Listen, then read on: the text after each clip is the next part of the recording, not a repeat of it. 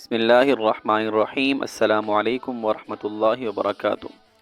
ایک بادشاہ مرنے لگا تو ایک بزرگ کو اپنا جانشین بنا گیا۔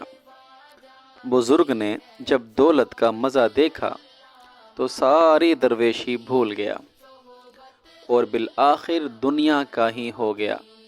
فتوحات دن رات ہونے لگیں، ارد گرد کے بادشاہ اس سے ڈرنے لگے، یہاں تک کہ بڑے بڑے جنگجوؤں سے بھی جنگ کرنے سے نہ گھبراتا، بڑی مخلوق کو مار دیا۔ آخر کار سارے منتشر لوگ اکٹھے ہو کر اس پر حملہ آور ہوئے، اس کا سخت محاصرہ کر کے تیروں کی بارش کر دی۔ لاچار ہو کر کسی درویش کے پاس دعا کرنے کا پیغام بھیجا کہ جہاں تیر اور تلوار کام نہ کر سکیں دعا کام کر جاتی ہے۔ درویش نے ہنس کر فرمایا، اس سے بہتر نہ تھا کہ آدھی روٹی کھا کر سکون کی نیند سو جاتا۔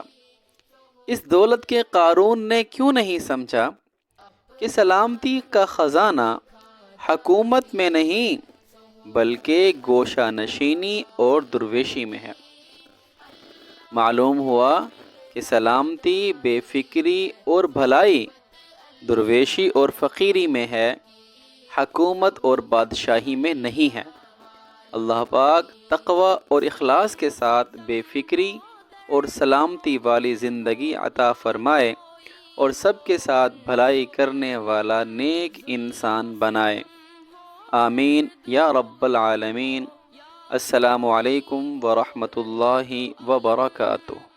اپنا رنگ دکھا جاتی ہے صحبت اللہ والوں کی، اللہ سے ملوا جاتی ہے صحبت اللہ والوں کی، صحبت اللہ والوں کی۔